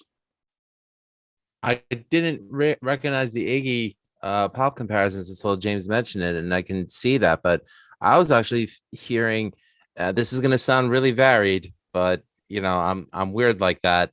I was actually thinking more Degeneration, which was sort of like a punk band from the 90s almost, like, and because they stole heavily, not stole, but they were influenced heavily by that era of music as well. Definitely. But the craziest comparison that I can give it, what it reminded me of, and I mean this with the highest compliment because it's one of my favorite albums, is the UFO album Lights Out, produced by Ron Nevinson, because there was one thing that album had that other UFO studio albums didn't have, and that was orchestration. And the moment I heard orchestration in the album, I'm like, this kind of reminds me of the Lights Out album. The more I listened to it, and it made me appreciate the 450s album that much more. The keyboard player Ryan, who actually was the keyboard player in Young Turk, mm-hmm. And he's a keyboard player in the 450s, although he doesn't get the credit he deserves. But if you listen to Black Tar, I was like, Ryan, that's the coolest freaking part, But Ryan's great, and he's great at orchestrating, and he's great at doing. Like, for me, keyboard players just come in and start slamming a keyboard, a keypad, or whatever. It sounds great underneath certain things, but it doesn't, like you're saying, orchestrating. It's not the same deal. And Ryan definitely brings in orchestrated parts that kind of weave in and out and support melody lines. And so he did a great job on it. And if you listen to Black Tar, that line that ascends, I'm like, that was such a cool idea for that song. So, Ryan is definitely a very, very talented guy. He's a great engineer as well. That's what he does for a living, for the most part, engineering. Any specialty in engineering, or just normal stuff? Because sorry, that's one of, I work in a field that we deal with a lot of engineers, and they can be quirky. That's the best way I like to put it. Quirky. Okay. That sounds very euphemistic, but okay. It's because I deal with a lot of nuclear engineers, and they can be quirky. Mm-hmm. Mm-hmm. In other words, don't give him a bomb, ladies and gentlemen. That's all he has to say. It's funny because bass player on the rods, Gary, before he left, Gary's an expert at Cornell of microlithographic technology, and so Gary's a little quirky, and some of his friends, are brilliant, and I get what you're saying by quirky. Jimmy, on the other hand, is a brilliant mathematician. I think he holds some kind of patent on the Patriot missile, and Jimmy, the guitarist, is a brilliant guy. And but what was I saying about the quirky? I lost my train of thought now when we're talking about this. Dealing with Ryan, engineering. Ryan is not that way at all. Ryan's like the sweetest guy. His engineering that he does a lot of corporate engineering. So he does a lot of that now. He does studio work, but he does a lot of big corporate events. He just got hired by, and I can't remember the name of the company, but a major company in Miami. And but that's what he does. And but Ryan's a people guy, and he's a sweet guy, and he's a good guy. Well, is there going to be another 450s album? We're talking about getting together late spring and in Atlanta, and then talking about recording maybe late summer, early fall in Miami. So we'll see what happens. Unfortunately, COVID has been driving the bus on this stuff. Right. Yeah. Who knows? It's tough to go play. We wanted to play dates. We have a bunch of videos coming out now, and we're still making them. But we're not making them together. We're making them in our own studios. We're doing some green screen stuff now, but it's tough. COVID's been a bitch. Yeah. On all levels. Right. And what about your solo stuff? Because you released the album Warriors like a year or two ago. Mm-hmm. Are you going to do another one? We have 3 songs that we're just in the process of finishing, and looking for a label. We released it basically on our own, but we did very, very well with that. And the label I chose was just, I wanted to get it out, and because COVID had hit, and I was like, we can't sit around here until COVID goes away. I know initially they said, oh, we got to ride this out for 2 weeks. And It's been a long 2 weeks. it's been a It's been 2 long, weeks. and Mhm. I thought to myself, not 2 weeks. So we kicked it in gear and we hired Chipster as our publicist, and he just got us tons and tons of reviews and interviews for the Canedy album, and it was very well received, and I'm really proud of the album. So yeah, we have a lot of material, but we have 3 songs that we're going to have to shop shortly, and hopefully we'll get a deal that will give us some kind of support. Very cool. Anybody got anything else? Oh, well, next time you come on, I want to ask you about your production. Hopefully you'll come on again, especially the Blue Cheer album. I've always been curious about that because it's kind of a curio out there. But I want to thank you for your time. I've been a fan of your the Rods for a long time, so thank you. Oh, thank you guys so much. I really enjoyed it, and I would love to talk about Blue Cheer because I love Dickie and Paul, and they were big influences on me. And when up until I saw them on American Bandstand, I was playing top 40 music, Yeah. and suddenly I saw these guys with long hair, and they blew up my TV set, and I went, oh, okay, now I get it. And I bought another bass drum, and immediately started cracking cymbals and breaking sticks, and the rest is history for me.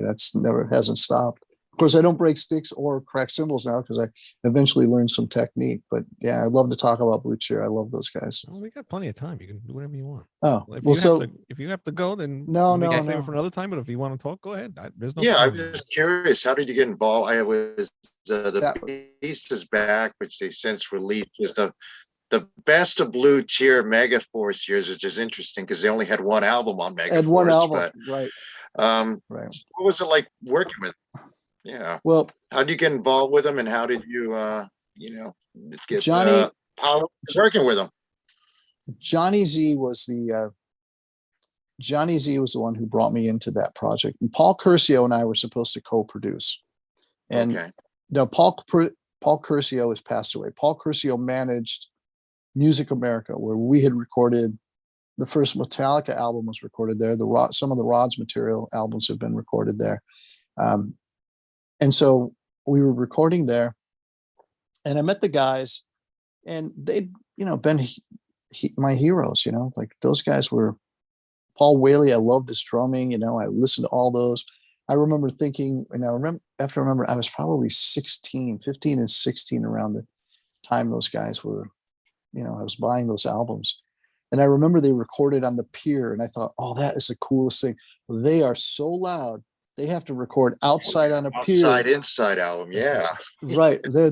They have to set up all those amplifiers because no building could hold. And so I'm buying this whole story. Like that's a great thing.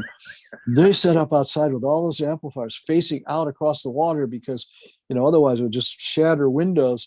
And so I'm buying this whole thing. They're fucking cool, man. They're the loudest band.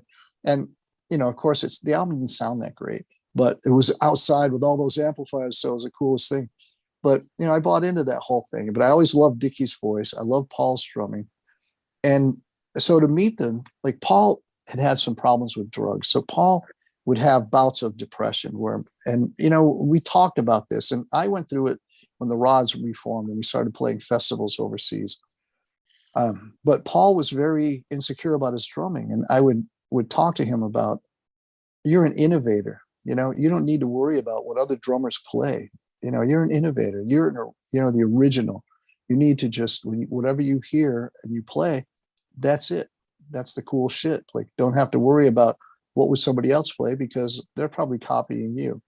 So we'd have these little pep talks, and they would work. He would finally come around, but there were a lot of times when we had to shut it down for a little while until we could get him back on track. And a lot of it was depression from his years of drug abuse and use. And so those were a little bit trying, but he was such a gentle soul, such a sweet guy. And Dickie, I just loved Dickie. And when I did the Possessed album, we went and hung out at his house. And Cliff Coltrane, the record exec at the time, we went, instead of taking us out to dinner, we said, let's go buy food. We went out and we bought a shitload of cheeses and cold cuts and snack foods. We bought everything we could and we brought it to them because they were poor. They were impoverished, really. And they had a little trailer they rehearsed in. And but I love Dickie and Paul. And Dickie was a great bass player, underrated bass player. Like he was very, very tight. It was, I figured he would be, but his sound, that Ampeg sound, and get to the bass with the pick, the way he played, it was precise and it had that grit. And I love that. He had his little demons once in a while too. And he came in one night for a vocal session with a bottle of gin with about this much left in it. I'm ready to sing. Let's do it. Like 8:00 vocal session or something scheduled. And he comes in, let's go. I'm like, Dickie, I don't think it's a good, like tonight's probably not a good night. Let's do it tomorrow. Like, I don't think that, I'm not into it tonight. Let's do it. Okay, we're good. We're good. Let's go hang out somewhere. And so he had his moments too, where he was just be over the top. And, but the guys would struggle to play sometimes. Like they had ideas and maybe their chops weren't quite up to it. And they had a long song, which is Ride. I can't remember the title, Ride something, a motorcycle song. It was a cool song. It was pretty low. Called Ride. Yeah. Anyway. What's it called? I think it's just called Ride. Ride. So yeah, I got the album in the pile back there, but it was a long song for them. And so Paul Curcio had not been around at all. And so they were recording and I would go out and talk with the guys. And so I was actually upstairs with I was in the control room at that point. Paul Curcio comes in and Chris, the engineer, thought that Paul was going to address the band. And so he has the talkback mic on. So it's open. Everybody can hear him, their headphones. And Paul goes in, oh my God, they've been doing the song forever. They suck. Just tell them it's good enough and just get it done. Just get it done. Quit fucking around with this song. And the next thing you hear is a clang, the bass drops, and you hear this guy running to come in. And I'm like, Paul, you better go. So Paul takes off, and Dickie, at that point, like Dickie was, like a Hell's Angels guy. Like he was a tough guy. He was a scrappy guy. He wasn't going to take shit like that. And it was a humiliating statement. And they knew I was with them all the way, but they locked him out. He was done at that point. They didn't want to see him, talk to him, and he wasn't allowed back in the control room again. And what we wound up doing was we kept working on the song, and the song you hear, and it was the first and only time I've ever cut 2-inch tape. And we had a great take, but the second half kind of petered out. So we had a great first half. And then we had another take, and the second half was really picking up momentum and it was kicking ass. And so we found a good edit point and we edited the 2-inch tape. And that was it, what you hear on the album. That was the first and only time I've ever edited 2-inch tape, because people did it all the time, but I was terrified of editing 2-inch tape. Was there a reason that they recorded some of their older material, like, their version of Summertime Blues and Parchment Farm, along with new material? Or I think I do. I think it was Johnny's request. I think he was trying to capitalize on the past and, do a newer version that he owned and that they owned. Okay. And, I think that was it, trying to, for the recognition gotcha. of who the band was. Is that a fact? They never owned the rights for anything for Vince of Us Eruptum? I don't think they own. I don't know what songs they wrote, but I'm sure that I don't even remember talking to them. I know they didn't write Summertime Blues, of course. No, that's of course. That was Eddie Cochran, right? Right, yeah. But as far as the material they did write, they were so screwed by everybody. And then Dickie was like the old Delta blues musician. Somebody would come along, he'd sign a contract, just to get some money, and of course signed everything away, and so was not going to get any money, and which was sad because such a talented guy. And my friend Duck McDonald from Thrasher, but from Shakin' Street, Kim Simmons and Blue Cheer, Duck was managing them before Dickie died and Paul died, and they were finally starting to make money. Duck was really doing a great job with the band, and Dickie was getting paid to do interviews. He was getting paid for gigs and getting paid for merchandise, and they were finally realizing some of their hard work, financially.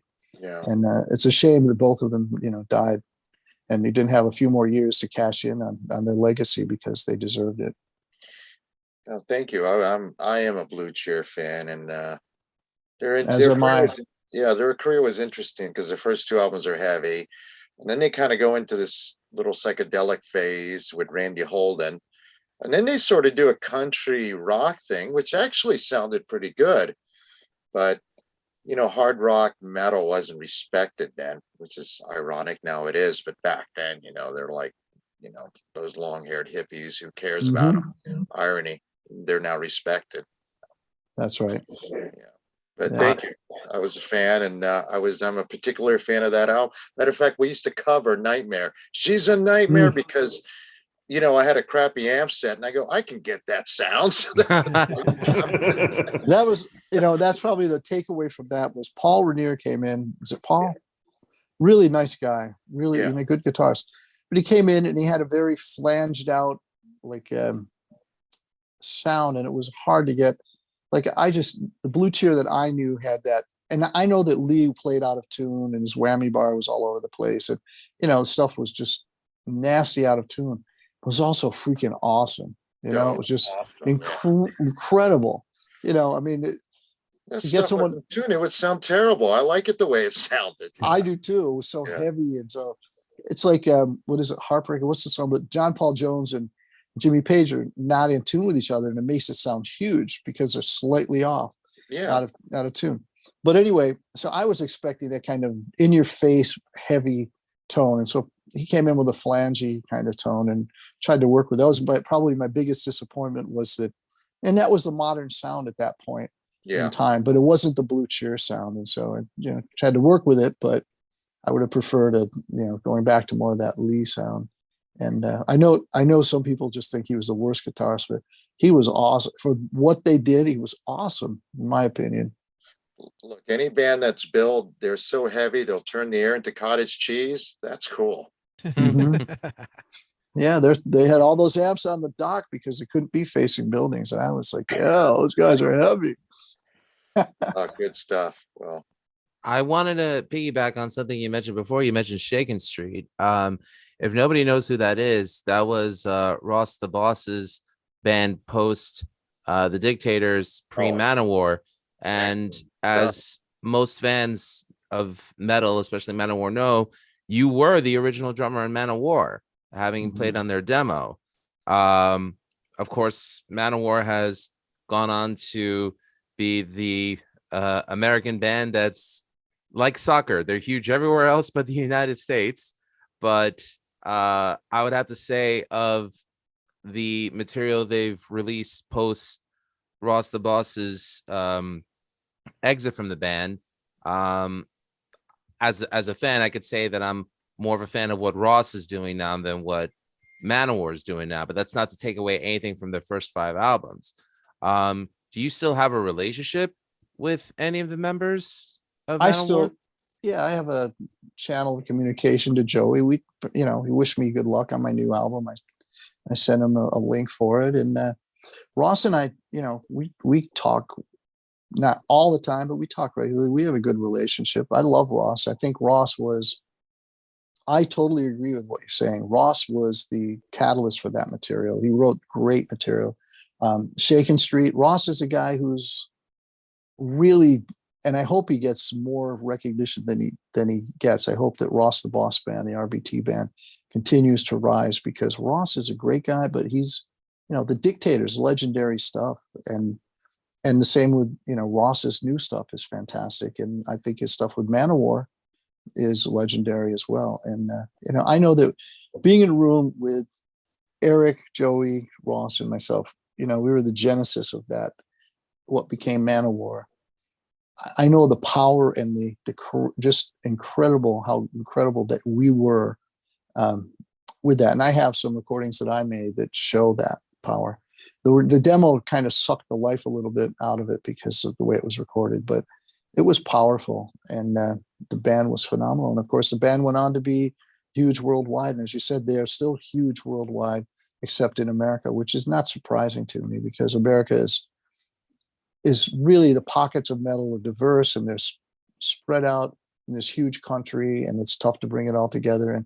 And for whatever reason, they didn't click here the way they did in Europe and South America and so on, Japan. but Ross definitely is great. And Joey, man, I sent him an email recently just saying, you know, you're playing better than ever. I watched a video of his bass solo and I'm like, man, you're playing better than ever. So, which says a lot because he's a great bass player. Yeah, I would have this Eric Adams still to this day. I mean, one of the best, definitely one of my favorites. And what a nice The guy. man could do no wrong. Super guy. Great human being. Now, Into Glory Ride said it was produced by them, but you produced it, didn't you? No, Wasn't it you? You did No, it not wasn't produce me. that? I was just part of hanging out there. You know, You were just hanging working. out. I was just there working, Okay. you know, playing my drums and whatever. All He right. was We just get- hanging out, I'm guys. pretty sure that you produced that, but all right, I'll take your word on that. Yeah, I was. Manny's gonna keep asking you questions till you say My- yes. I just hope you know that. I was there for the demo. Then after that, I was not there. So pre loincloth. No, they were Free wearing Nickelodeon. loincloths. Yeah, we didn't. Yeah. There were Okay.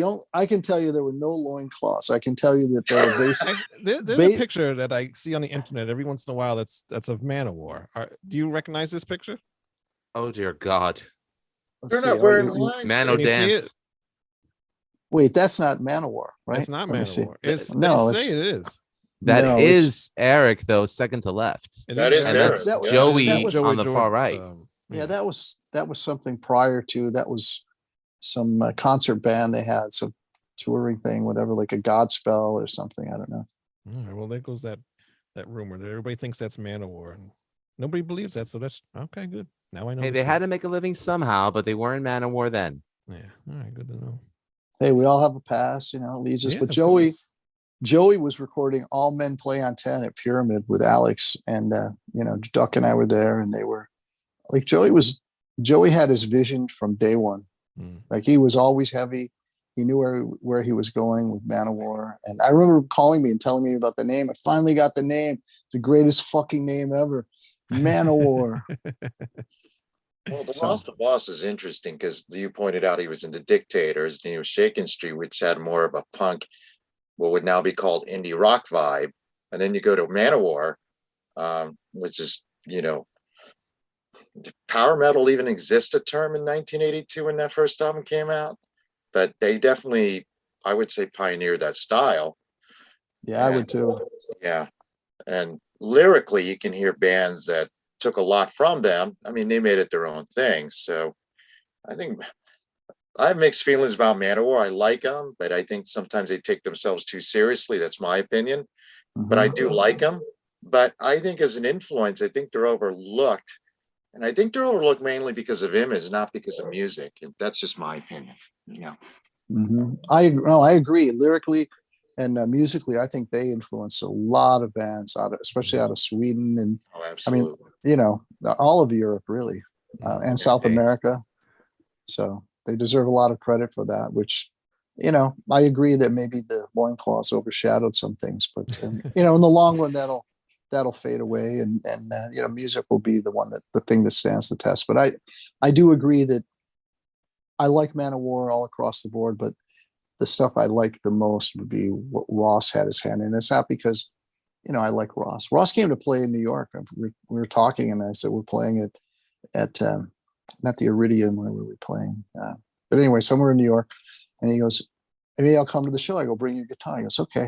And he came up and we did Johnny Be Good, and the crowd went nuts. And it was a blast to play with Ross again. He's such a great guy. He came up to me and Was it Keep it- Blackthorn 51 in Elmhurst, Queens? what was it? No, Okay. like Hell's Kitchen. I can't think of the club.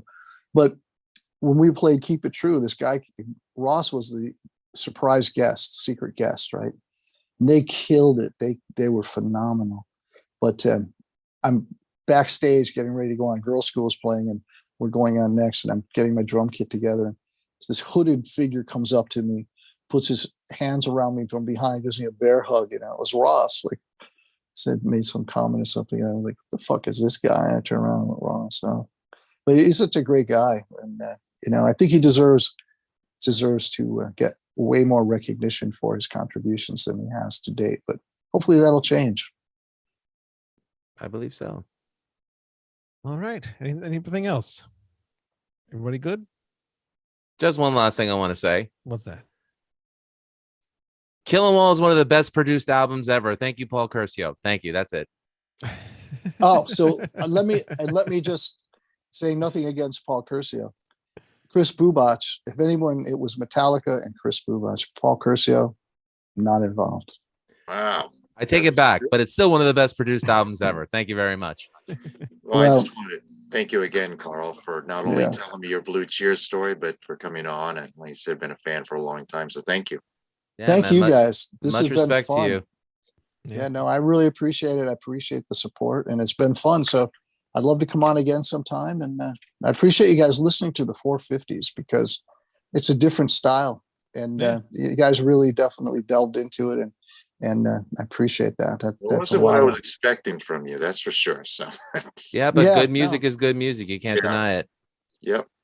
And that's Yeah. all thanks to Online Metal Promo, which we are kind of working with a little bit, having all of his roster of the bands that he does promo for. So thank you to Ben and Online Ben- Metal Promo. Ben has been doing publicity for me for, I don't know, a decade. I don't know. Mhm. He's a great guy. Yeah, he's a very nice guy. But Yeah. onlinemetalpromo.net. So if any bands need any promo work, please hit him up and Absolutely. contact with him. And where can people find you? Your websites, Facebook. Facebook, therods.com, the450s.com, and CanadyBand.com. And it's Canedy because everybody, the bane of my existence has been, oh, Canedy? Okay, Ken. No. So Canedy band.com.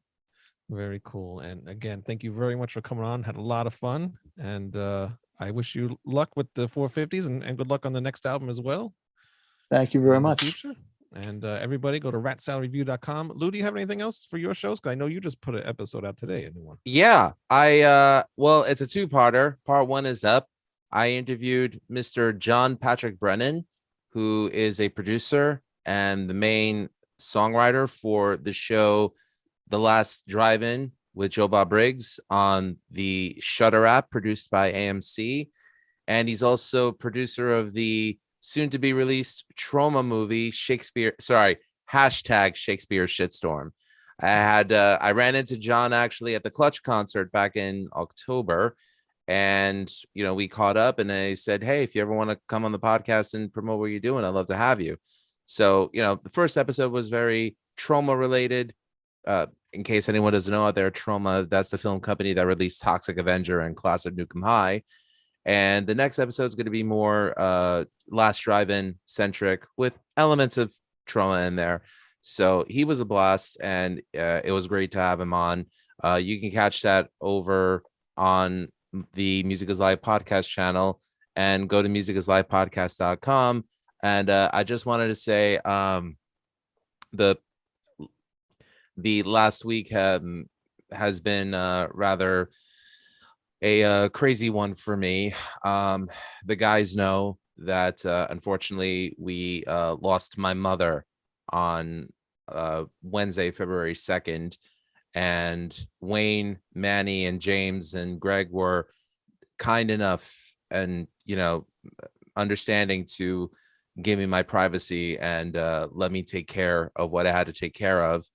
And yesterday we laid her to rest. She's with my father and my brother right now, and love you, Ma. Thank you for being my first fan, because she believed in me as a writer and as a journalist. So I'll never forget that. When I went into a career in television broadcasting, she said, I don't get it. You were good in high school with the newspaper. You were a good writer. You were good asking questions. Why you work for MTV? What are you, stupid? Stuff like that. Old Greek mom. And love you, Mom. Miss you, Mom. And thank you to Wayne, Manny, and James and Greg for letting me have that time in private to mourn with the family. But I'm back and I'm good to go. You're back and you're going to kick ass. Thank you. My condolences, and that was beautiful. Thank you. Sorry to hear that. Yeah. So, okay, everybody, ratsaladreview.com, and we will see you guys next week. Bye. Stay metal.